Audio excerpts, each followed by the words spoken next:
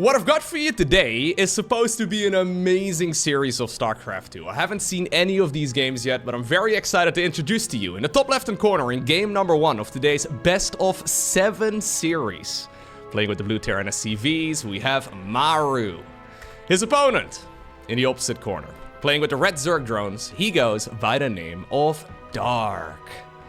Dark versus Maru in a Best-of-7. I mean, I've already said this countless times over the last couple of weeks, but I have been fortunate enough to cast banger after banger lately. And now apparently we have a Best-of-7 between some of my favorite players in the world. You know, the craziest part is, I was looking at all the replays that have been sent over to me recently, and I sort of glanced over this one for some reason. Like, this would literally be the best series I'm casting in weeks, right? Like, this is not a series that would happen very frequently, but because there have been so many good replays from the Masters Coliseum lately, yeah, I almost missed this one, which is insane. Anyways, very excited to find out. I heard from Winter, apparently, that this is like his favorite series that he's seen in a long time. Now, that man, of course, clickbaits every video, so I'm not exactly sure how true that truly is. But at the very least, I have very high hopes here. Now, Maru opening up with a double barracks on Oceanborn. Fair enough. In the meantime, on the other side of the map, Dark going for a hatchery, into a gas geyser, and then also into a spawning pool. Yeah, Winter does call a lot of games Game of the Year. Like, how can you possibly have multiple videos with the title of Game of the Year? Personally, I would never do such a thing. So far in 2024, I believe I've only uploaded 2 videos that are Game of the Year this year. So, anyways, now I tried to not clickbait too much. The fact of the matter is, though, that for a lot of games, you do have to create a bit of an interesting title. I tried to not make it too crazy. I actually have a playlist on my channel. If you go to youtube.com/LowkoTV, if you go to the main page, I have a quote-unquote Game of the Year playlist, which is basically all the greatest games of StarCraft 2 that have been played lately. Maybe I should do like a tier list of all of the games of the year at the end of the year. You know what I mean? Anyhow, how many Reapers are we gonna make? It's just gonna be the 3 for now. Fair enough. Bjorn has been mixing up the amount of Reapers he makes with a triple Reaper opener quite frequently lately, where he goes from anywhere between 2 to 5 Reapers. Unironically. 2 to 5 Reapers seem to be his go-to. So for the longest time, we saw triple Reaper every single time with this particular start. And triple Reaper, I think, is still the go-to, but yeah, Bjorn for some reason has been going anywhere between 2 to 5. Nice little play here, though, from Maru, who in general, ooh, lovely grenade, forcing Brenda off creep, but turns out the Queen has quite a bit of health. Getting a Queen kill at this point would be huge. Maru here, trying to walk one of the Queens. Fair enough. These are the shepherds right over here. Yeah, they're trying to shepherd the Queen back into, well, actually, no, back outside of her base. It doesn't really make a lot of sense. They're reverse shepherds. It's a beautiful thing. In the meantime, though, Roach Warren right now coming up here, and we already have a 3rd command center building for our Terran player. Okay. So that is going to be the starport. Are we going to be going for a little reactor? Yes, we will. We should be seeing the Stimpak upgrade here momentarily. Lings are going to try and be annoying. Lovely control. Oh, look at that guy. Whoa. Sorry, I gotta go and watch that again. Do you think I can recreate that? I don't know. That might be a replay feature.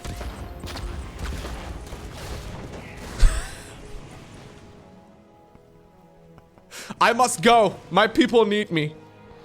All right, Reaper man. It's okay. Now that Zerglings are out with little wings anyways, you're no longer really needed. Ascension at last. I mean, I think that proves that there's more between heaven and earth than we can truly see. That was beautiful. Anyways, it's gonna be a Liberator first here. Now, this could be a little risky, because Roaches are indeed coming for Dark. Dark does have triple gas. He did prepare Overlords. Dark's actually gonna go for a push. Losing Zerglings right now is actually quite bad for him, though. Okay. Yeah, he is gonna go for a pretty aggressive push. If this would have been a standard Banshee follow-up, Maru could easily hold this. If the Stimpack upgrade was a little quicker, it should be done by the time that roaches come across the map. But that is not the case with this particular set of timings. Does that mean Maru is completely... Well, no. He's not completely screwed here, but he definitely does have to be careful. We have a lot of roaches. Where are they? Really? Oh, I think he actually misunderstood. Yeah, now you can go for a move. He made so many Ravagers. The thing is, the timer here is the Stimpack upgrade. So, as soon as that Stimpack upgrade finishes up, life is going to be 10 times easier for Maru. Yeah, I say that. He doesn't actually have that many Marines yet. He hasn't been quite on top of the production. Obviously, he's been making a lot of SCVs and infrastructure in general. This is still a very scary attack. Alright. Yep. He's targeting it and... Oh. Really? My god. Why did we even risk that, Dark? He apparently did not want to just let it get killed by the roaches and Ravagers. He wanted to... Yeah, rub salt in the wound by letting it burn down. Anyways, drones in the meantime. Where are they being killed? Ah, Liberator in the main base. 6 kills. But that does mean that Maru is going to be losing a ton of stuff here as well at home. So Stimpack is not finished. Hellions coming in from the side. SCVs being used for tanking purposes, which is suboptimal to say the least. Where's the rest of the Zerglings? We have 23 of them somewhere. Dark. Oh. Liberator still going to town, killing whatever. Can we bring... This is where you gotta use the army hotkey, Mr. Dark. Okay. We are gonna be sending them across eventually. See, that would have never been an issue for me, because I army hotkey all the time. Those Zerglings would have been in the middle of this combat already, yeah. Not proud of it, but I would have killed more SCVs. I also would have been in a lot of trouble against that Liberator. Anyways, this is still too much damage though, right? Like, the SCV count is... recoverable at this point, especially with triple command center and a lot of mule energy. The main problem right now for Dark is that he can't easily get high ground vision. Yeah, so I don't know if he's gonna be able to just win the game here. Apparently he agrees and he decides to make a bunch of drones.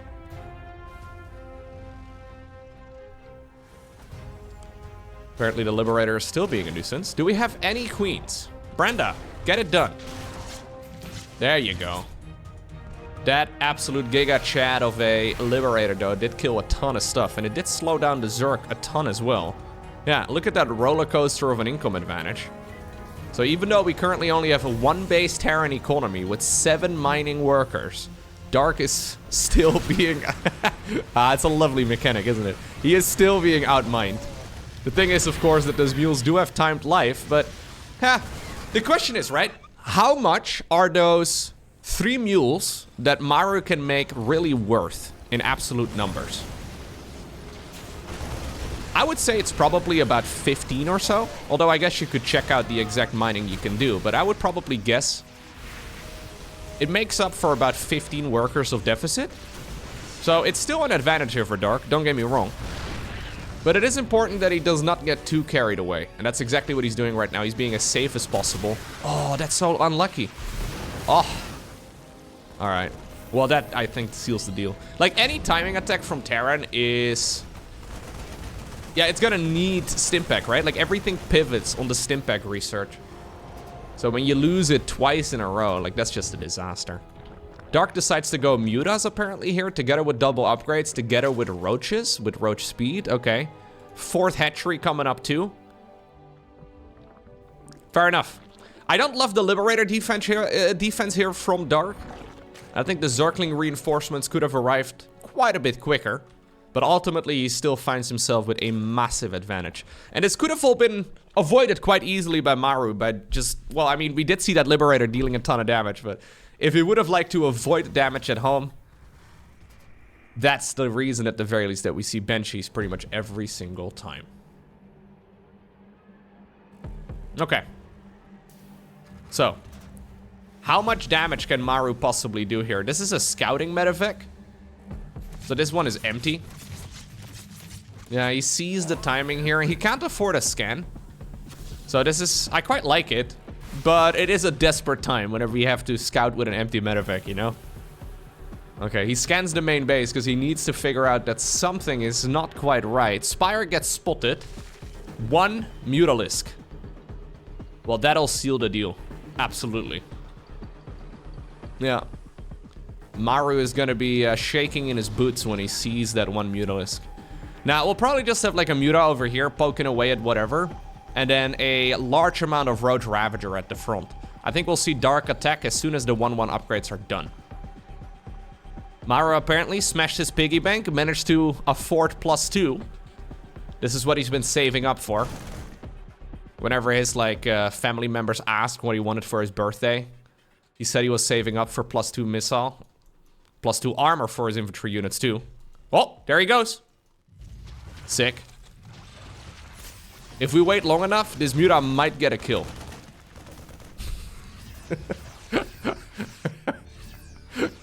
Hey, you know what? Dark's still doing a better job microing his Mutas than I do. Incredible. Very nice. He did hit a supply block on the back of his though. 7 Overlords. So maybe we shouldn't talk about this. Nah. Okay. Here's the real threat though. Is there enough for Terran to hold on against this? The Biles have been good. Roaches are breaking through. They're trying to target fire down the siege tanks. This is a ton of army here, of course, for the Zerg. And the cost efficiency is there for the Terran. It looks like he can hold for now, but again, a lot of losses. We have 1 hero Muta followed up right now. It's 7 more. Woo! Amazing. So this is from the Masters Coliseum, right? Like I said earlier. This is a $42,000 tournament. That is why we do see a bit of a different approach here from Dark. I'm fairly certain that as soon as Dark plays in a tournament that has less than 500 bucks on the line, he is just winging it. It kind of feels like he's hanging out with his buddies on Discord and just being in voice chat, and he's just, I don't know, having a couple drinks, having a good time, maybe eating some snacks, you know, whilst in the middle of the game. But this, when Dark is playing a big tournament, right, with a lot of money on the line, he plays a very different approach. So I think the Dark we'll see here today is going to be a little bit different than the 17 times that I've seen Dark go up against Hero in the weekly cups over the last couple of months, you know? He probably plays this a lot more cautiously.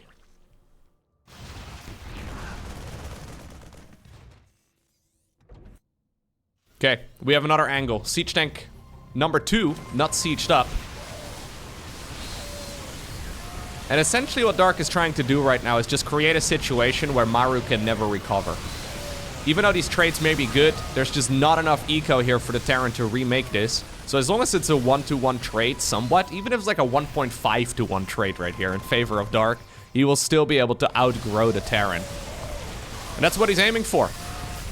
When you're constantly aggressive like this, Terran can't just sit back here and, I don't know, make a bunch of battle cruisers or something, right? Like, you can't be caught off guard if you're constantly aggressive.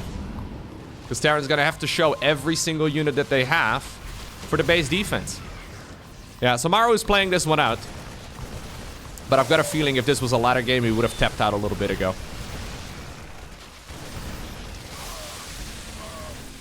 Still making the best of a very bad scenario, though. Just not enough.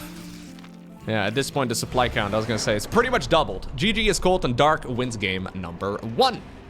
Game number 2. We find ourselves on the map Equilibrium.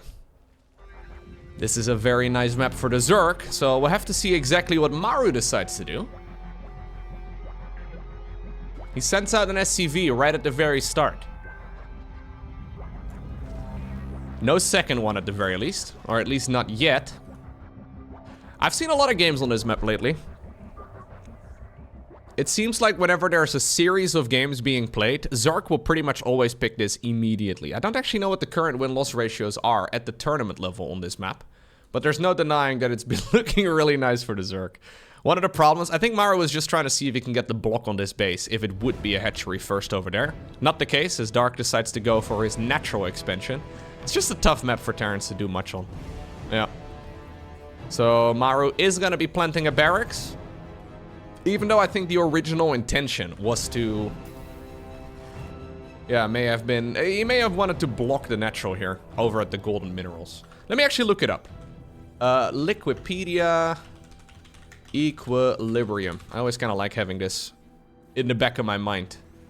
Yeah, so Terran against Zerg at the tournament level has a win rate of 43.8% in favor of Terran, meaning that Zerg is winning the vast majority of the time. Against Protoss, it's apparently even better for Zerg, nearly 63% win rate in the Zerg versus Protoss matchup. That's a little absurd. Yeah. So this will pretty much always be map pick number 1, especially in a long series, right? So when you're playing a best of 7, like this particular one, you only have one map that you can veto each. So you have to choose your poison. Either way, I don't think Terran players can complain all too much, though. From what I've gathered, from talking to a bunch of pro gamers, all of them agree that apparently, other than the Terrans, all of the non-Terrans seem to agree that it's a Terran map pool. Now, by default, that is 2 out of 3 players, I guess. Now, it's only a single barracks here. So, this is really not that scary at all. Yeah, Maru makes this look like it's a terrifying opener, but it really isn't that much. A lot of Zerglings here being forced out. We're going up to 10 links. Third base has been delayed. Kijkwijzer is also not mining nearly as quickly. Yeah, it's kind of funny how this all worked out here for Mr. Maru, because this is a very low commitment opener for him, and, well, it's catching our Zerg player off guard a little bit.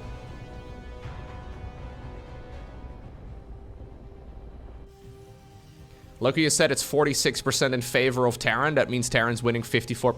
It's 46% win rate for Terran on this map. To clarify, maybe I was saying that in the most confusing way possible. Doesn't really matter all too much. Command center number 3 coming up. Reactor coming up as well as a starport. Now the problem, of course, with proxying that barracks is the fact that, well, the barracks now has to make the flight of shame. Yeah, there's a very embarrassed engineer somewhere here in the front of this barracks.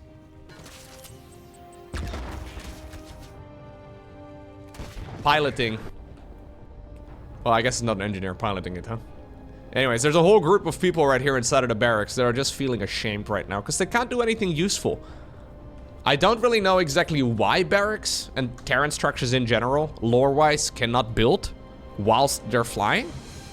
Maybe the entire ship, you know, uses one fueling system or something and everything is powered by the same stuff. Anyways, this does slow down the advancement here and the follow-up for Terran quite a bit, though. So obviously the Hellions are going to be a little bit slower because there was no barracks to make a reactor. Same right here for the Banshee. It is going to be a Banshee, by the way, this time around, but obviously also no barracks at home to build that add-on. Yeah, I guess if Terran structures could produce whilst they're flying around. That would be a little crazy. That would shake up the entire meta. Imagine just seeing 7 barracks flying on over here on their way to the main base, and right as they arrive, Marines drop out of the barracks because they're producing whilst they're flying. It'd be sick. It would actually be kind of cool, because I guess if it's flying, it would not be able to make use of any add-ons. So you still would not want to necessarily fly them all the time. Yeah, you could have Terran paratroopers. Anyways. Not a good start right here for the Terran, though, all things considered. I just don't really like it. This is as successful as it's gonna be, and then I still am not in love with it. Now, do we have, I was gonna say, spore crawlers? One starts up over here. There's one inside of the main base. We're gonna need one over here, too, and that one is just finished. Ah, okay. So, even though this is the moment that the barracks comes back home, this is also the moment that Maru decides to add on mechanical units. So he's adding on additional factories, and he's going into the, what's it called? The Cyclone Speed upgrade over here. This is the upgrade that many a ladder hero is winning games with currently. It works really well when Zerg is not prepared, right? When you can suddenly jump them with a whole load of Cyclone Hellion, they can be caught off guard. And Dark needs to be very careful. So he's just about to be at, 3 base saturation. 4th hatchery coming up. He needs to make army. Like, he needs to start army production ASAP. This man is preparing for, like, minute 8. But he's gonna be in trouble by about minute 7 here. Infernal Pre-Igniter coming up, too. That is the Blue Flame upgrade for the Hellions. So this is going to be Cyclone, Hellion, Banshee. Honestly, at this point, I would kind of like to see the Speed Banshee upgrade. If we're going to go up to 3 Banshees. Yeah, maybe even more after this. Yep, we're going to go Banshee number 4. I think you should make the speed upgrade. There we go. Hyperflight rotors coming right up. Thank you for making me look smart, Maru. Appreciate that. Dark does not have much of an army. He really just needs a ton of stuff. This is the most mobile mechanical army you can make. And all of them are about to get a buff. So, there is the Hurricane Thrusters for the Cyclones. That one's for the Hellions. And then obviously the Banshee upgrade is coming up as well in about a minute. Bailing Speed here is the pivotal upgrade for Dark. If he gets Bailing Speed done, the defense is going to be 10 times easier. Not easy, but significantly easier. Okay. Queen's buying time. Zergling's threatening to move forward. Oh, I don't like this actually for Dark. Yeah, this is really bad. Banshees in the meantime, by the way, murdering queens because there's no detection nearby. Centrifugal hooks finishing up basically around the time that all the Banelings have disappeared. Still though, Dark has bought a lot of time. I say that, Maru is currently sitting at 70 workers himself as well. 4th command center on the back of this. Fungal! Hello, Infestorman? Okay. That's not the targets I assumed you would fungal, but fair enough. This is a very strange engagement. GG. That means that Dark ended up winning on Maru's map pick. And Maru won on Dark's map pick. That takes us to the map Golden Aura. I always kind of like that whenever we have a series of games. Ooh. It's going to be a 15 hatch here for the Zerg. Whenever we have a series of games, whenever you can win on your opponent's map pick, life usually gets a little bit easier. And usually the series gets a little bit more epic as well. Unless we have crazy maps in the map pool, those will usually be the final games. But if all the maps are relatively normal, we'll get, I guess, the most balanced ones at the very end, right? Because the players are going to be picking the maps that they have most win rate on, or at least the most success chances on, as quickly as possible. So the way that map vetoing works in StarCraft 2 is, if you're playing a best-of-7 series, like in this case, there's 9 maps in the StarCraft 2 map pool. First off, sometimes it's dependent on seeding, and sometimes some player just goes first, or there's like a coin flip, or I don't know, the referee gets to decide, right? So one of the players starts, they will veto one of the maps, and then the other player gets to veto a map, and then they take turns choosing what maps they do want to play on and in what order. So you will naturally go with the maps that are good for you first, and you cross your fingers and hope you never need, in this particular case, map 5, 6, and 7. Now, of course, you could make the argument that the players will pick the maps that are the most balanced first because they play games for the fans. Look, I can guarantee you that none of these guys really care that much about us. Yeah, they are just trying to win. If Maru could win with a triple Reaper opener every single game, that's what he would do every single game. If Dark could win with a Nidus all-in every single game, that's what he would do every single game. We don't matter that much, I'm afraid. That's what happened back in the day, actually, when, I think this was in the GSO Code S, back when Nidus Worms were kind of overtuned and Rogue figured out a build order. Rogue at the time was like the best late game player in the world, and he just Nidus all-in every game. Very rarely do they do a balance patch whilst a tournament is going on. So usually the balance patches are timed in such a way that it's in between events, especially if there's like a big event on the horizon. You're not going to do a balance patch right before the tournament because that should just be a disaster. So sometimes this has happened in the past. Build orders get figured out, something is inevitably broken, but nothing gets changed until a little bit later. Oh, good old Rogue.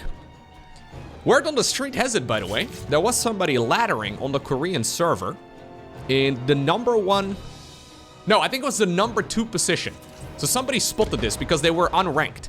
But they had the MMR just a couple, I think like 20 or so MMR below the #1 Grandmaster on the Korean server. And supposedly that was a Rogue's account. So Rogue is still doing his mandatory military service. Should be done sometime this year. And apparently he's been sneaking in a couple ladder games. If it turns out to be him. Maybe it was somebody else, but it would be kind of nice.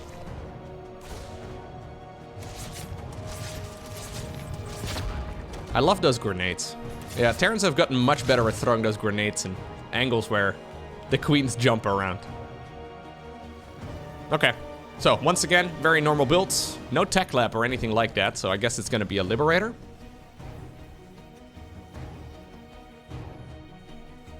Nope, it's gonna be a Viking first and then maybe a Liberator later. Or we're gonna do the switcheroo.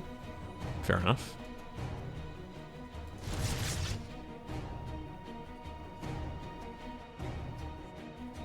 So now that we have 9 maps in the StarCraft 2 map pool, right, for the very first time. I was calling for this for a long time. We always had historically 7 maps. I think 9 is way better than 7. I think most people would agree with that. What about 11, guys? Am I pushing it? What about 11 maps in the map pool? Maybe I'm pushing it. Personally, I don't think I would mind it. Especially since most StarCraft maps are relatively similar. 11 might be a bit too much though. The thing is, we have so much more variety with this 9 map pool. But I guess I also watch a lot of StarCraft, right? So it's maybe a little bit different. Maybe if you're like a more casual viewer, it would be very difficult to recognize maps if there are 11 of them. Okay. Let's see. So, standard openers here once again by both players. I mean, a little bit of variety, like for example the 15 hatch, but we're going for a lair into a couple of defensive banelings with double upgrades. Like this is Dark playing, so his build orders are always a bit wonky. He seems to play very feeling based, I suppose. The baneling nest timing here is a bit strange, but maybe he was concerned about some sort of all-in. In the meantime, on the other side of the map, we've got ourselves a triple command center opener with double upgrades. Additional barracks coming up right now for the Terran player as well.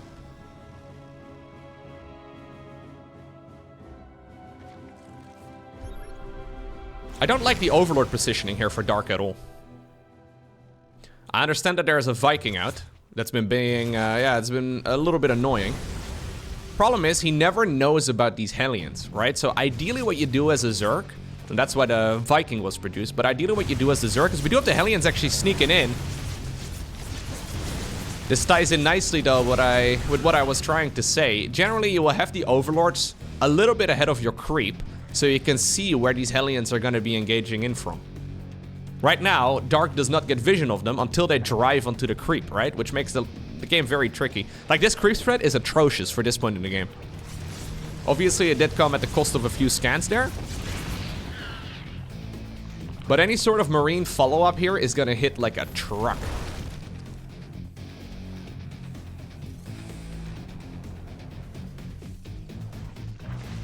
We're just gonna... okay. Cross our fingers and hope there are no Hellions out there to try and deny that drone.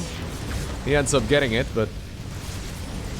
yeah, this is rough. When you're playing a Ling Bane-based army and you don't have creep, I mean, you may as well not be playing Ling Bane. Creep spread is so integral here. Okay, so lovely harassment here by Maru, albeit also a relatively costly bit of harassment, right? Because those scans are certainly not free.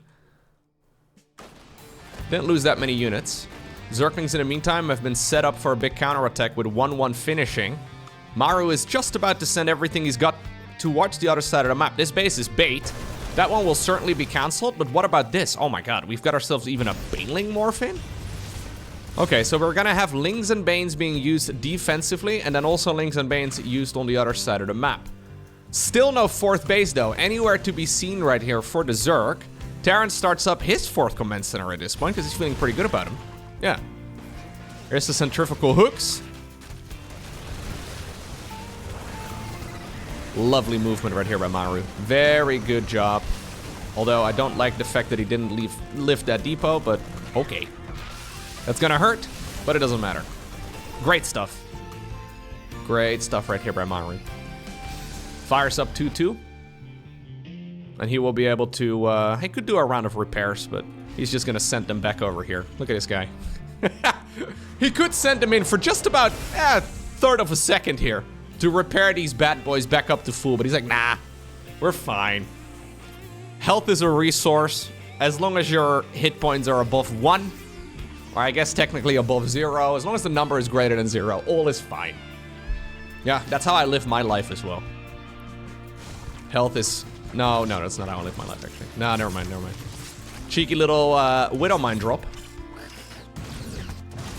Oh, that was actually flawless defense. That was actually kind of nutty. Lovely work right there by Dark. Loses nothing. Brenda even gets a free transfusion. In the meantime, drop inside of the main base. 6 overlords, or not overlords, infestors coming up.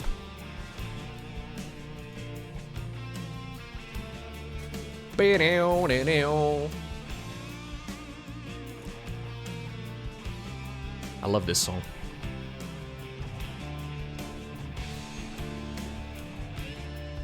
Video game music, man. I must have heard this tune a couple thousand times at this point, and I still like it. Yeah. Basically the Teletubbies for adults. Oh, big boy fungals. Okay, those Widow Mines. Ay. Those Widow Mines helping out the Zerk. That was actually a crazy good engagement there for Dark. Other than the fact that he accidentally moved forward as well with one of his infestors.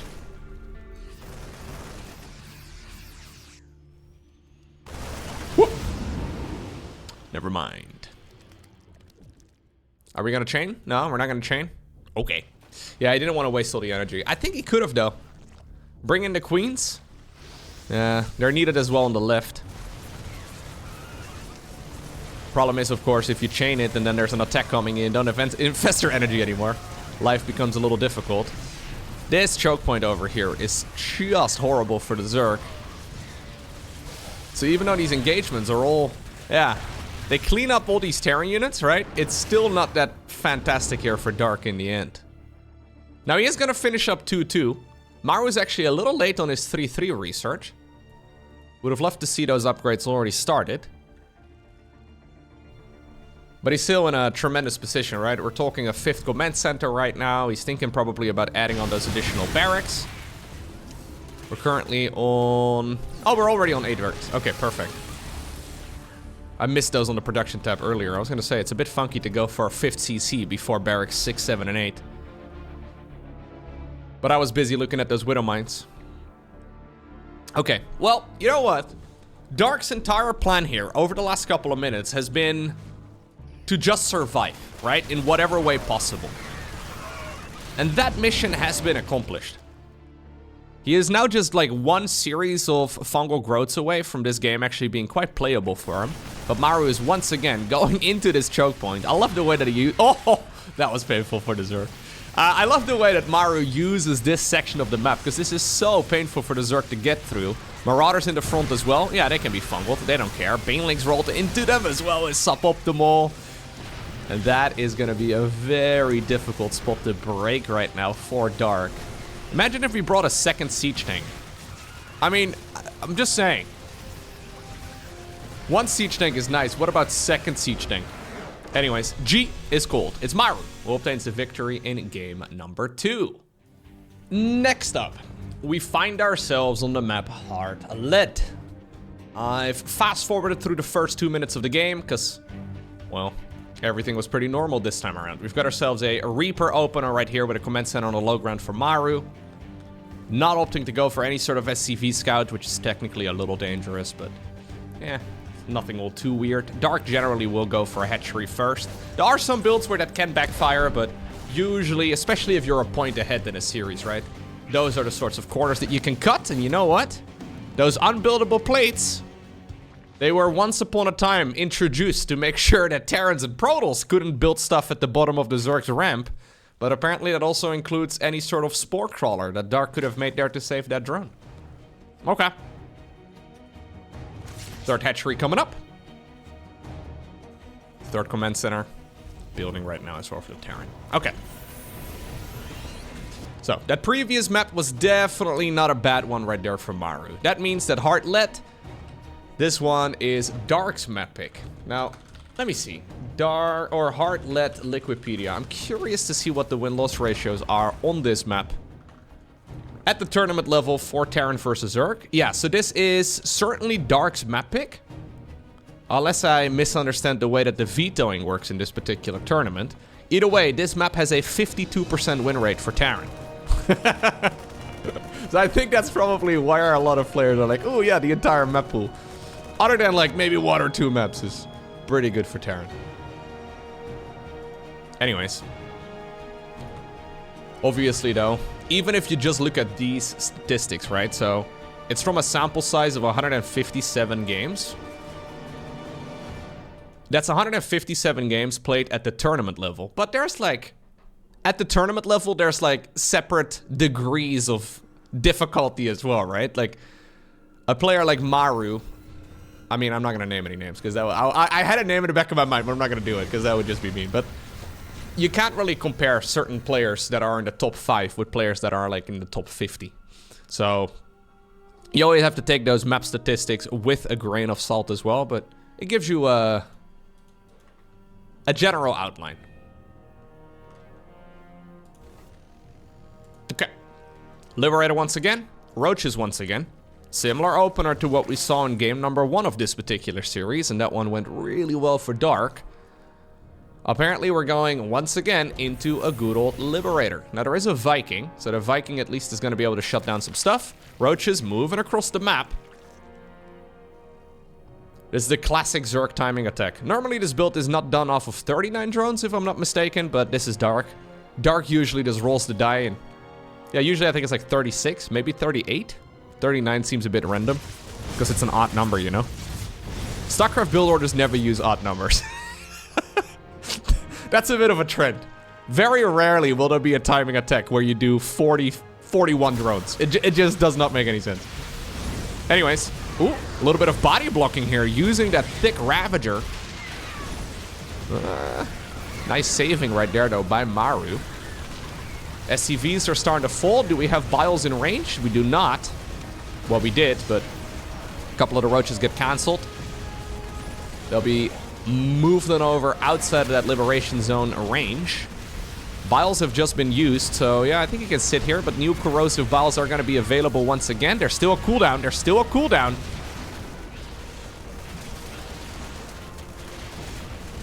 Now the question once again becomes, how much damage do you need to do here as Zerg to justify this? There's still triple command center. All have orbital commands. Mules are gonna be fantastic. Now normally Zergs at some point are done with this engagement, but you know what? I don't think that Dark is. Yeah, GG is just simply cold. We don't have we don't even have to do math here. Dark just straight up wins the game with a very similar push as he did in game number 1. Okay. Dark terrified of playing late game Maru? There are no Zergs right now that want to play late game in general, mate. That is one theme that you'll see in basically all the pro games right now. Zergs are not too happy to play late game. So they will go for whatever it takes to avoid that late game, which I guess is fair enough. I think the biggest thing that's changed in the most recent patch is the Baneling nerf. The Baneling nerf just makes things so much worse. But Zerg's still winning a lot of tournaments, so... Exactly, Busher. Yeah. You hate Banelings? Fair enough.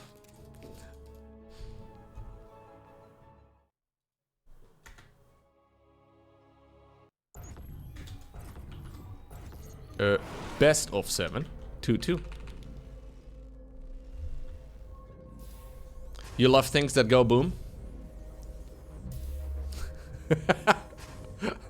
Bo is a simple person. If it goes boom, they like it. I agree. Except Widow Mines.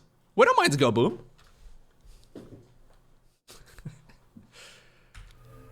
Alrighty.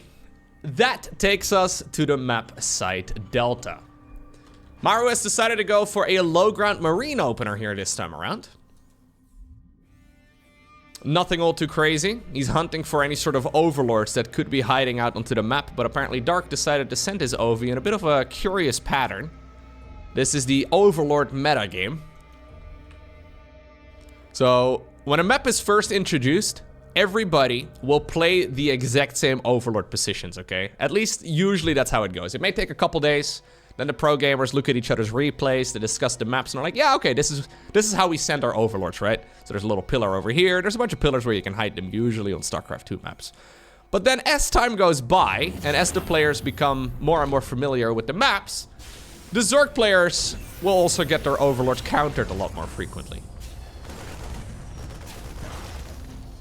And that is when you get into these scenarios where the overlord meta is a little bit different.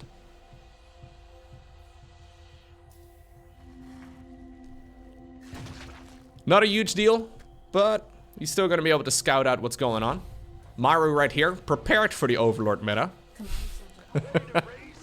Decides to plant one of his supply depots off to the side on the main base. And obviously this is also handy against any sort of night display. So Dark here, once again, doing Dark things. Actively trying to avoid playing the late game, right? Like that's a bit of a theme. Here we go again, 3.5 minute Roach Warren. It does not look to me, at the very least, that Dark currently is too comfortable. Ooh, quick armory. That Dark is currently too comfortable playing the late game. Even though he's really good at microing his units, it seems that with the most recent balance changes, Dark has just not been too fond. Now, it is double gas this time around, and that Roach Warren's already finishing up, so I don't think this is quite the same build. He also decided to skip the Link speed upgrade here this time around. So it's still a Roach opener, but a bit of a different one. Hellions coming up. Obviously, the armory allows them to transform those Hellions into Hellbats. So let's see. Marines also joining in. Love to see it. Okay. Now, I think Maru's attack here is gonna fall flat on its face, because while Link speed may just not be necessary here, Roaches are gonna be amazing. Queen's even managed to get the snipe right there on that medevac. Right now, it's just about maximizing damage. Yeah, these Terra units, I mean, they may not have signed up for it, but they're all gonna die. Sorry, lads. It's a one-way trip. This is as good a start as you can get here as the Zerg player. Apparently, Dark predicting the build that Maru went for, and you could see all of that coming together there perfectly.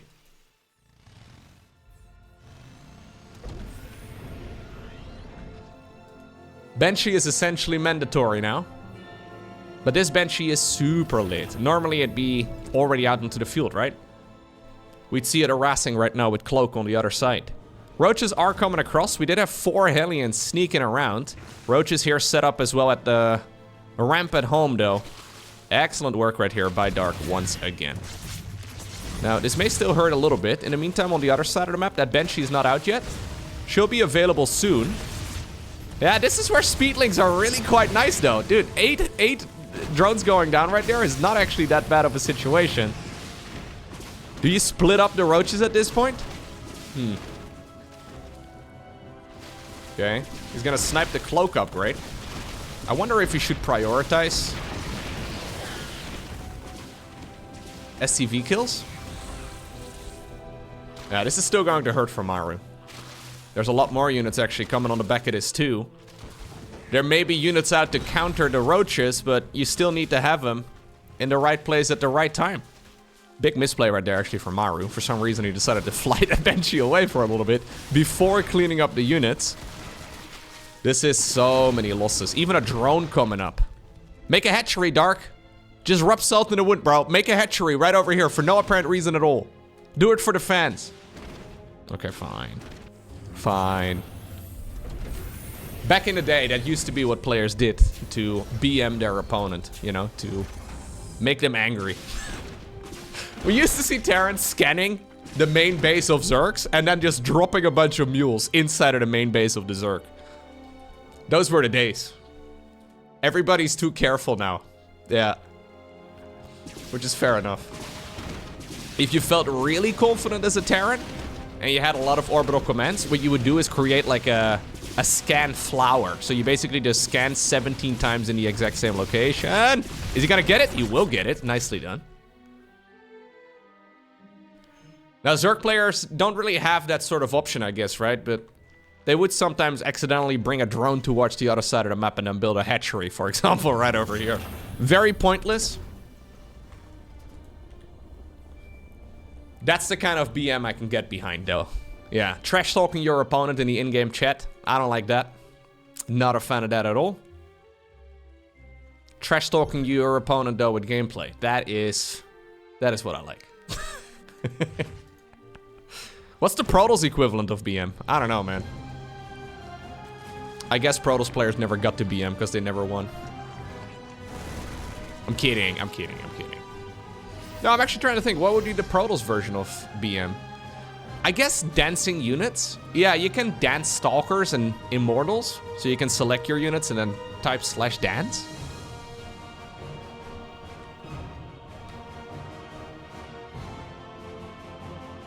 Anyways, Muta's coming in, unscouted, and this is going to hurt again. Yeah, these roach openers are really catching Maru off guard. For some reason, he does not seem to be prepared for it at all.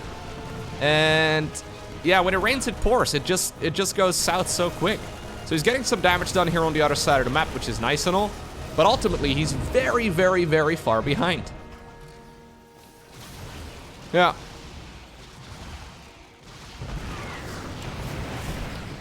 It's interesting because these are builds that have been around for a really long time, you know? It's not like Dark is doing something here that is uncommon, or maybe it's a bit unconventional in the current meta, but yeah. You can see that Dark and all the top level Zergs are not too keen on playing Banelings right now, or not as keen as they once used to be. Like, I kind of feel like these strategies that Maru is playing in the series so far would have been great in the previous balance patch. But right now, they just don't work as well as they once used to.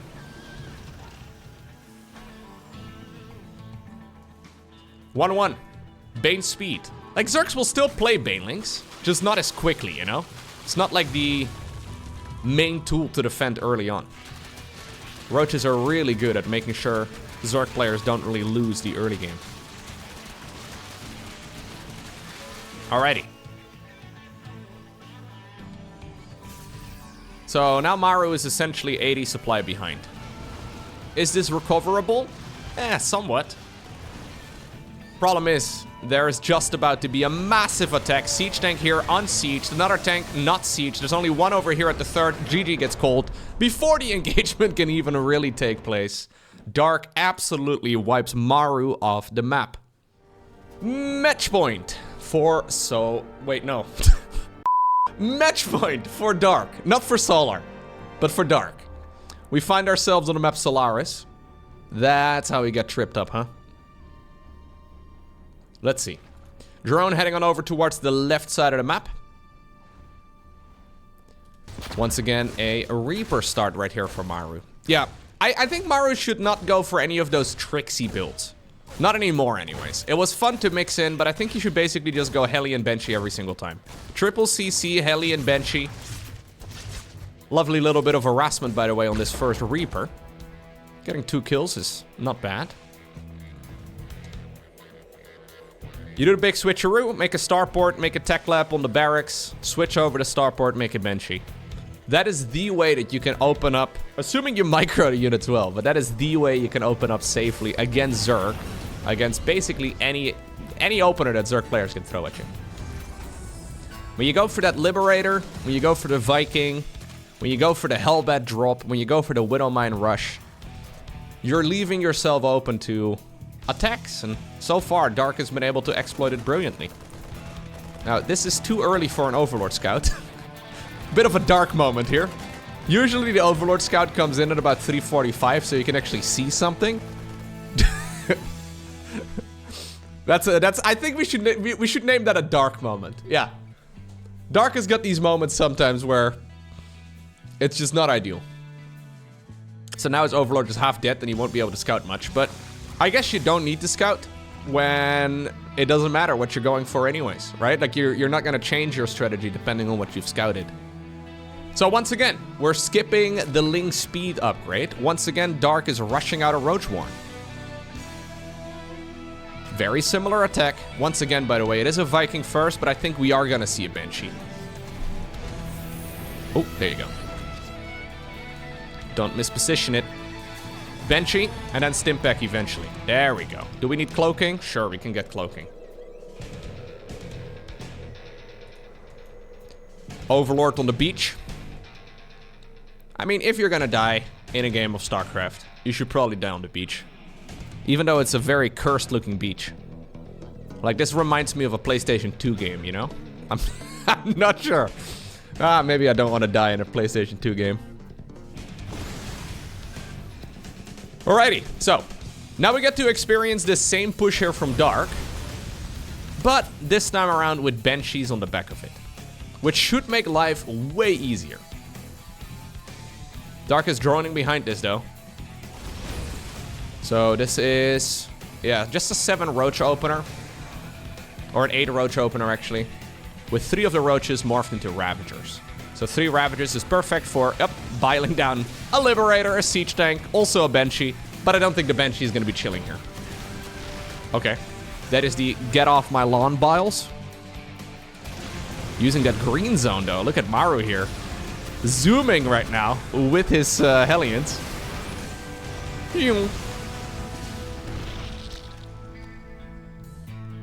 Formula 1 team. For Mr. Maru. They accelerate in the corners. It's a beautiful thing. Okay, quite a bit of damage done though. Yeah, it is a much nicer start right here for the Terran. Not only did he not take damage, he also dealt some damage on the other side of the map. And the main goal with this opener is to not take damage, right? So any sort of damage you can do, pretty nice.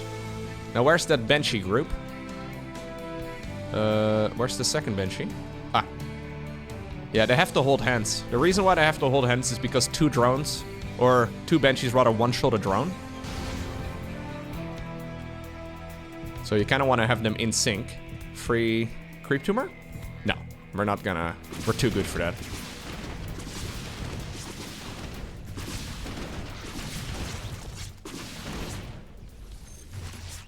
Okay. Yeah, I don't love that. That was, yeah. Yeah. If this was a Protoss player microing their Oracle, I would have been a lot more critical, I guess. But Maru could definitely take a page out of Max Pax's book there. Like, that was not very good.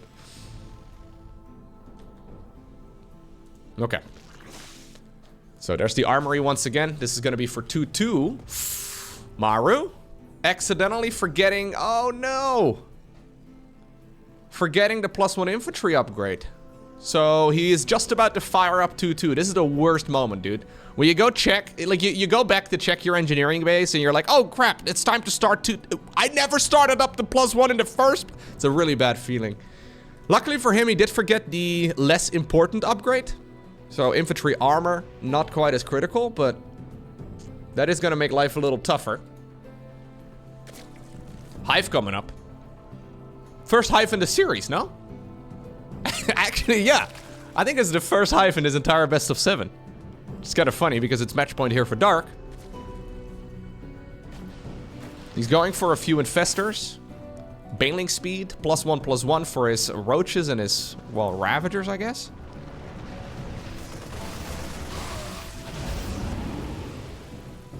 Alrighty. The Zork expanding all the way up the left side of the map. There's the additional barracks. Factory number 2. Command center number 4. So all of this is very normal. Yeah, with the exception of the +2 armor. The +2 armor really does kind of suck.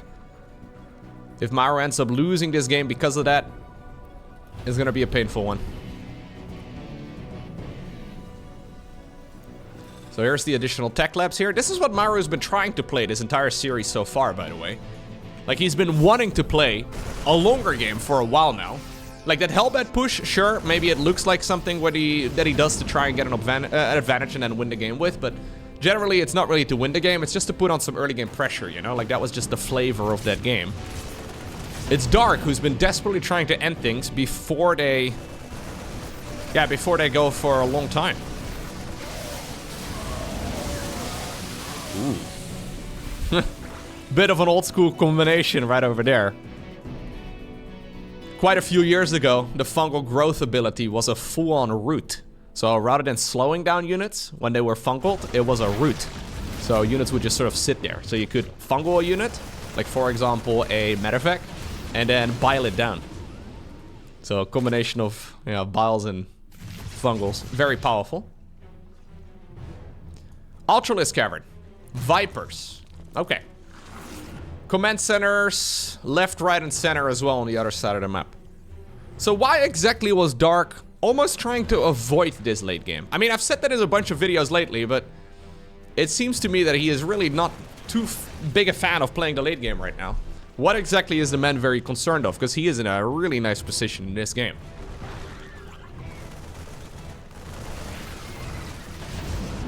Yeah, Fungal Growth is probably the most nerfed ability in the entire game, and it's still amazing. Back in Wings of Liberty, Fungal Growth was an insta-cast. It was a root, and it dealt like twice as much damage as it does right now, which is insane. So like right now, when the Infestor uses Fungal, it shoots a little missile, and then the units can still actually move when they are affected by it. But back in the day, it didn't even have the missile. It was kind of like Fungal, or it was kind of like Sonic Storm, you know? You just kind of like waved over the target, and then they would just instigate it. Yeah. For what it's worth, that I guess was before Ravagers were introduced.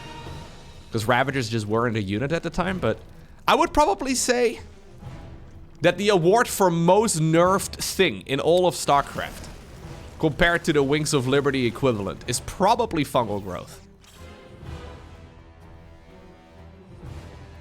It also completely broke the game.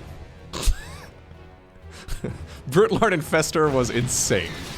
Anyways, Blinding Cloud's going down right now. Apparently this is the moment where Dark decides to commit for a full-on attack. A lot of units here for the Terran are missing. Beautiful surround right here by the Zerg. One more siege tank goes down there, right there.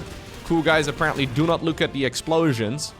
Widowmine drop coming in, but there's only a handful of drones here. I don't love it. Yeah, I was gonna say, that does not seem to be that big of a deal. Ultra's coming up.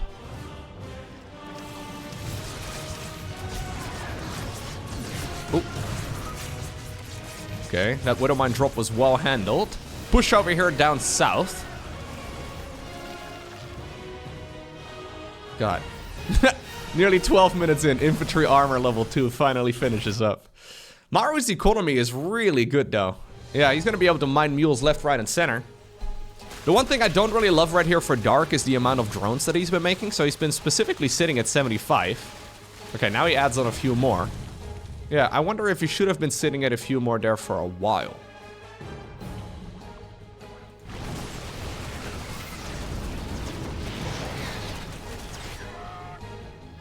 Speaking of Infestor nerfs though, back in the day they obviously also had the Infestor Terran ability. So I would probably say that the Infestor is probably the most nerfed unit in all of StarCraft 2. Like, if its power level when Wings of Liberty came out was 100%, I would say it's probably at like 60% these days, and it's still insanely strong. Like, it's still one of the best units in the entire game. It's kind of funny. Because we played with it being significantly better than it is right now for many, many, many years. It's probably in a decent spot these days. Anyways. Ghosts coming right up. Fungal. Widowmine. All of it is nice and all, but this one will come down to the main engagement. Maru doesn't have a lot of gas. Yeah, I was gonna say, like, we're a little slow right here on some of these gas geysers. That base has been up and running for a while. Obviously, Terran doesn't need a ton of gas at this point in the game, but he does need more than he needed earlier, so I would not mind seeing a bit more of a gas bank there. Okay. Double Spire coming up. We have Ultras, we have Vipers, we have Infestors, and soon we'll have Brute Lords too. So we do have a proper late game TVZ here, which makes me happy, because probably doesn't make Dark happy, but it's nice to see a little bit of variety. Tactical nuke. On the production tab. Okay.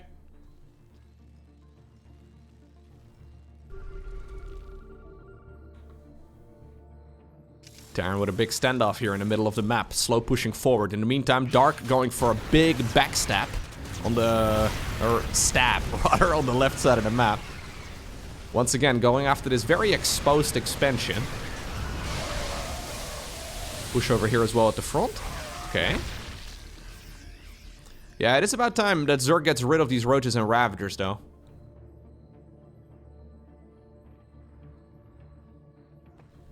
Nothing's being done here about these bases at the bottom of the map. Does Dark even know about it? Yeah, he does know about it. It surprises me a little bit that he's just pushing here up north and then not doing a multi-pronged push down south as well, because this is a pretty easy base to take down.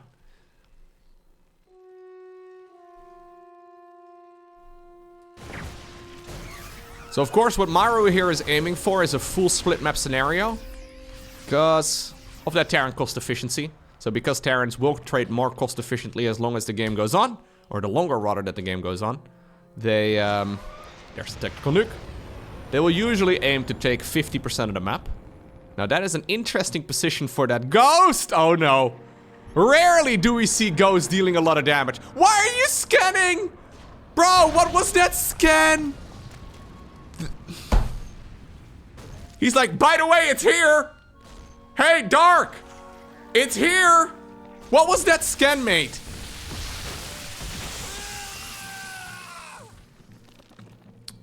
Diamond League moment.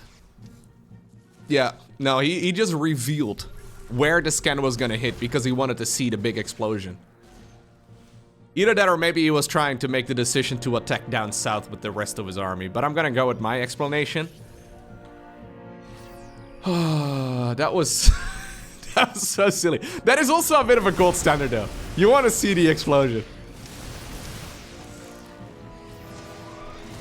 Tactical nuke number 2. Exact same spot. This time around we're doing it off to the other direction. Never say die. As he dies. Ooh, little mine right there connects with the medevac. Not quite optimal. Overlord speed is not done yet. So those overseers are just gonna get sniped. Advanced ballistics on the production tab as well. Researching inside of that fusion core.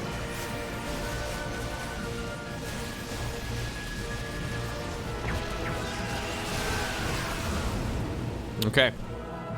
I mean, I kind of feel like when you're sniping roaches and ravagers, you're almost doing the Zerg a favor a little bit, you know? Because Zerg doesn't really want to have roaches and ravagers anymore at this point in the game.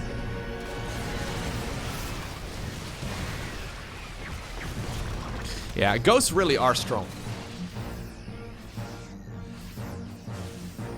Yeah.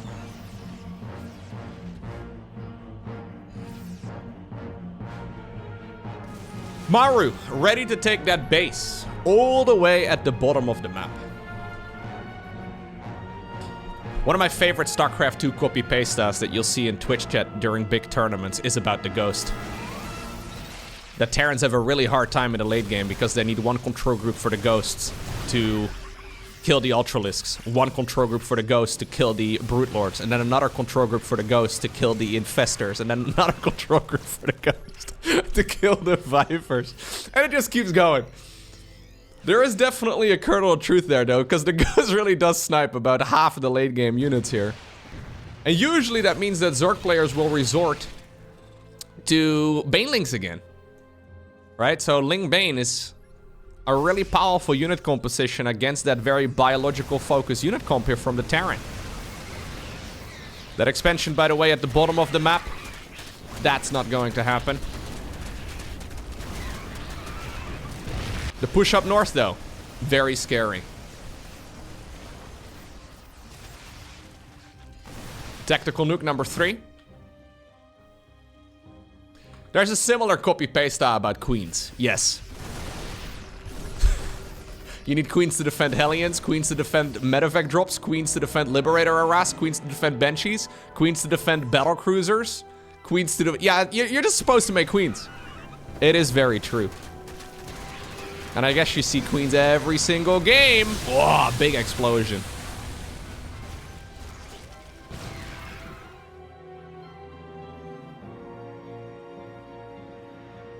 4 additional command centers coming up right now for Maru. Okay. Brute Lord transition, by the way, imminent, it seems. He's sniping Zerglings! Come on! The man really did get a lot of ghosts. He's now currently at 19 ghosts. 7 Liberators coming up on the back of this as well. Tactical nuke being sent to that base once more. Oh, big fungal. Massive fungal, actually. I mean, that's a lot of dead ghosts. Why are we move commanding those infestors? Yeah, I'm not sure about that one. A lot of money still available for Dark, but you can see he's a little lost as far as deciding what units he wants to play goes. Because he still has money in the bank, but it's all a little bit random. As confident as he looks in the early and the mid game, yeah, he seems a bit lost in the late game. GG is cold. It's Maru who wins game number 6. That brings us to Alcyone. The score is 3-3. You can see both players setting up loads of camera hotkeys for every base on the map.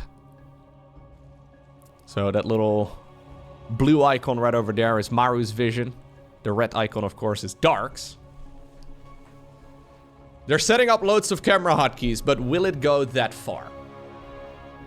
Yeah, I think that previous game, though, is a pretty good example of what Maru should probably be aiming to do in these games. Just play a safe early game, play a safe mid game, and try to force the game to go long. It seems that Dark is very comfortable in the early game, very comfortable in the mid game, but then in the late game he falls off pretty hard. Which is interesting to me because Dark has always been an absolute late game monster. His late game control is some of the very best.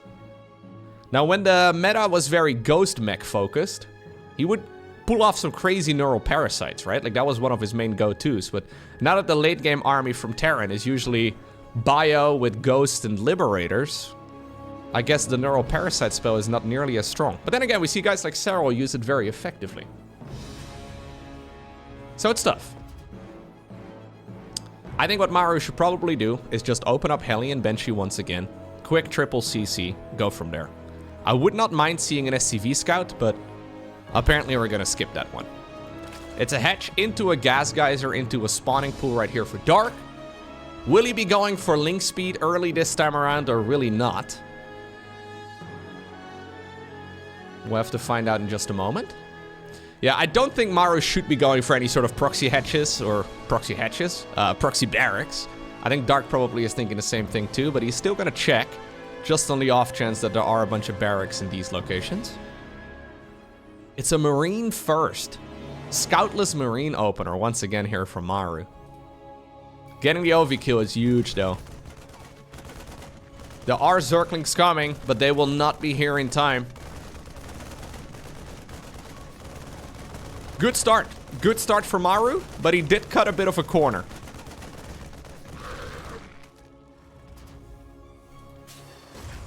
Factory coming up. I mean, the corner has been cut already. It is not something that he really has to be concerned about anymore. All drones were pulled out of gas at 100. Metabolic boost will be starting up, I'm sure. I'm sure. No? Hello?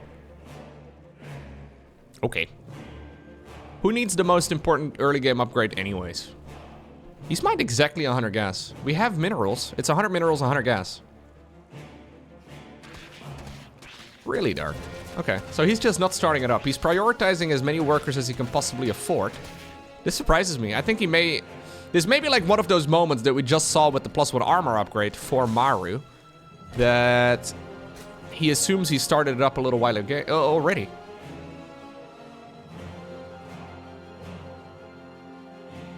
This is actually kind of nutty. He should have started up ages ago. He's in a lot of trouble against Cyclone openers without link speed. Oh no.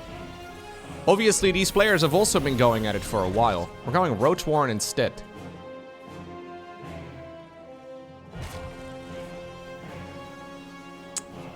Without link speed, I'm not sure exactly how holdable this really is. Like, Roaches obviously are powerful, but Cyclones can just run away you really do need either roach speed, I guess, but that's a long way off.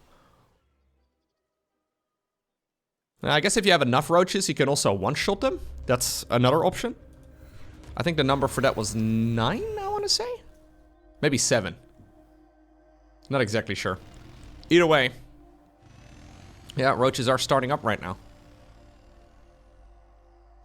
Crazy build, by the way, for Maru to be bringing this up in game 7 of a best-of-7. Like, this is a risky build, especially against somebody who's been showing you mass roach openers in many games now.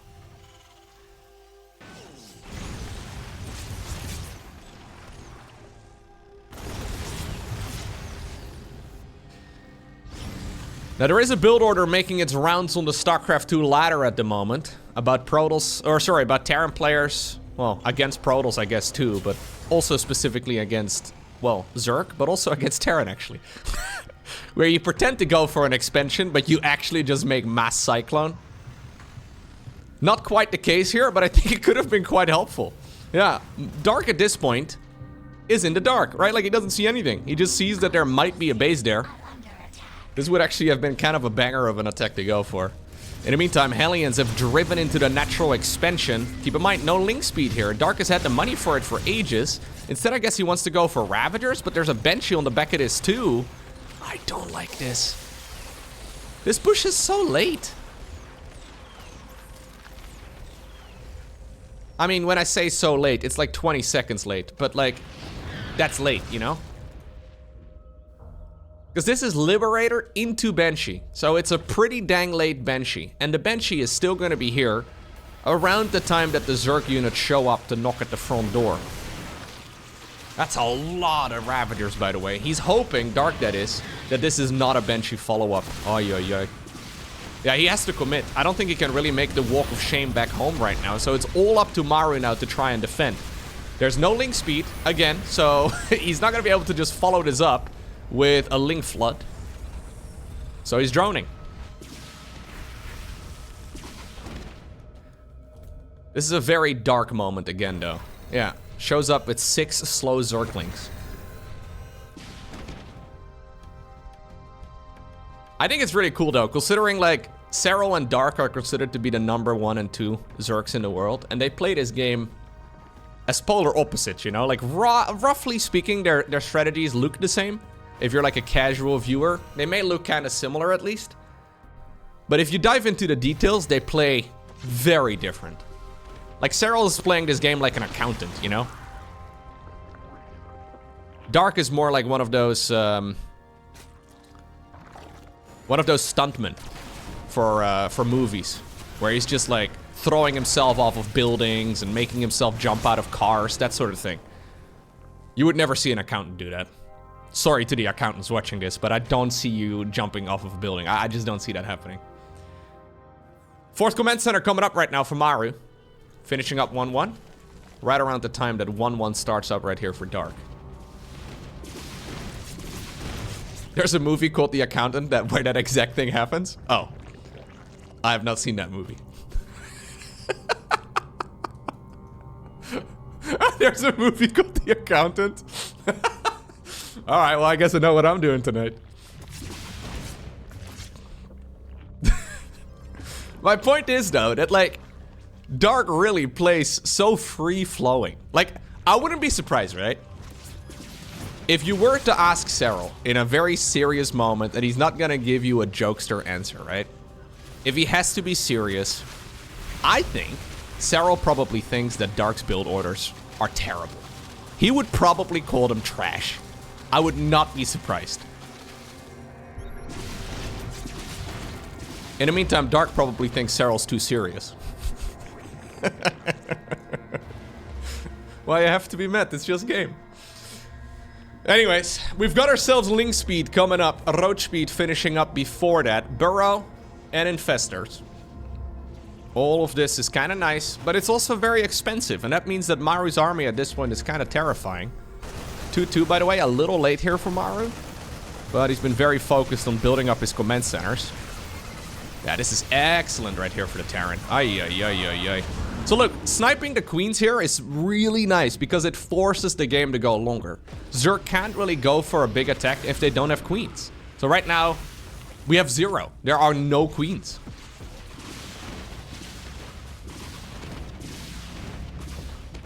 So that means that Dark is unable to go for any sort of push, or at least a good one.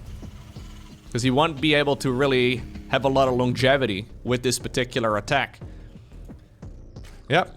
Game 2 where we find ourselves at Hive Tech. So it's Adrenal Glands, it's Vipers, it's Baneling Speed, 2-2. This is exactly what Maru wants to be playing against.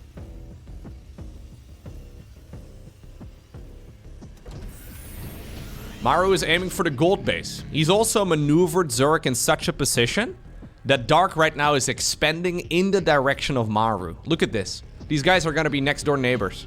That's exactly what Terran players want. That line of reinforcements has to be as short as possible. So Zerg's speed advantage is nullified as much as possible as well. Ghost Academy coming up. We don't have a transition towards any sort of late game army here for Dark other than the spellcasters. So no Ultras, no Brute Lords, no Lurkers, none of that. Big Zergling counterattack, which is nice and all, but look at that Sim City. It's like a little pocket for your siege tank. Well, still though, looks like 3 siege tanks are gonna end up going down there. Push at the front has been pushed back.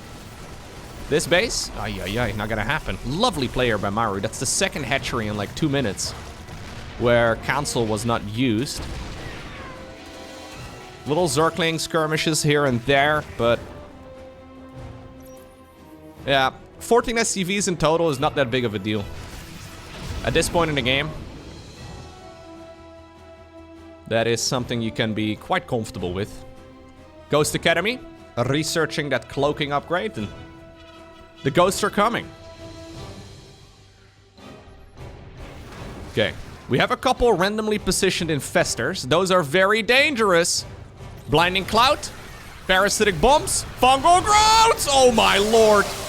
That is an insane fungal! Oh, that was a beautiful engagement right there for Dark. Woo! That's an engagement to frame, dude. That was beautiful.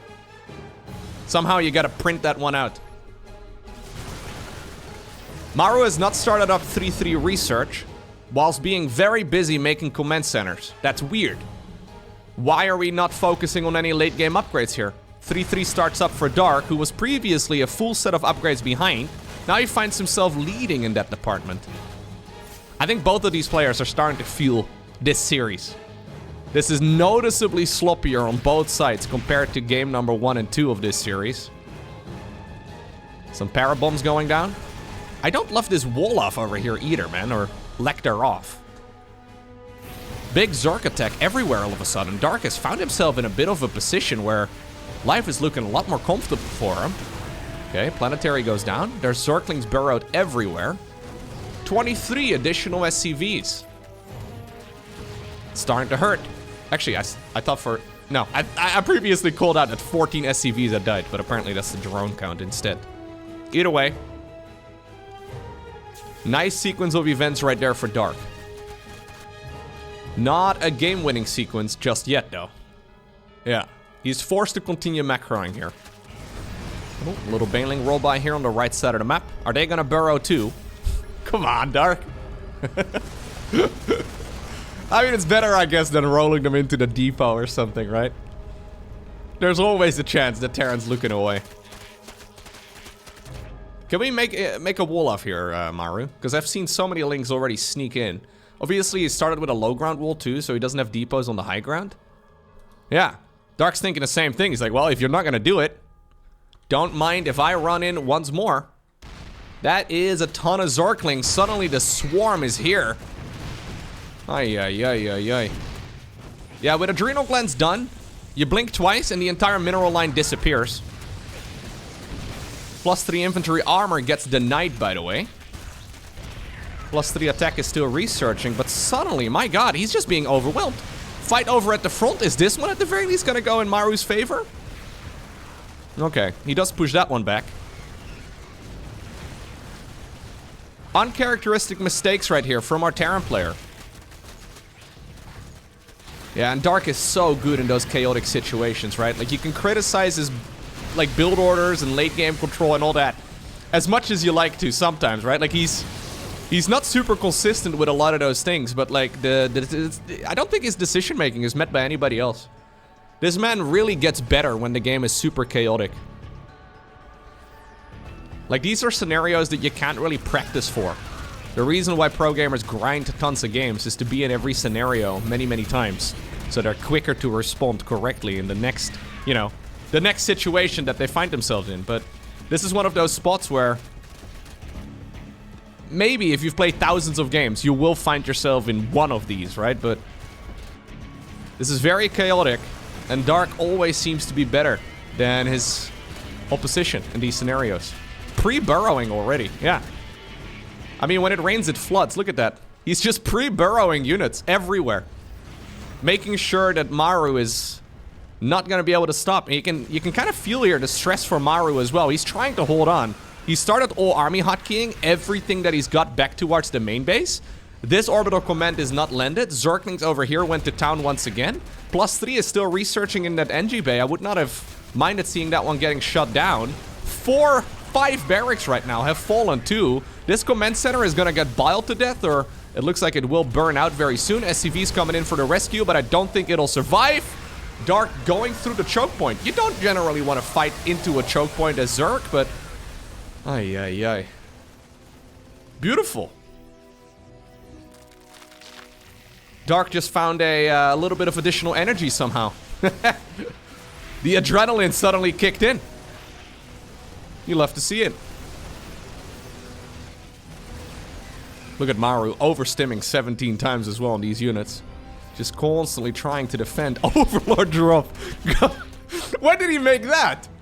How did he find the mental space to make an Overlord and load up Zerglings? Could have been Banelings. GG. That is apparently the last thing that we will see in this game. The +3 infantry attacks got denied there as well, by the way, by our Zerg player. Brilliant final game. I'm actually very surprised. Like, that started off pretty sloppy, but in the end, Dark managed to turn it around.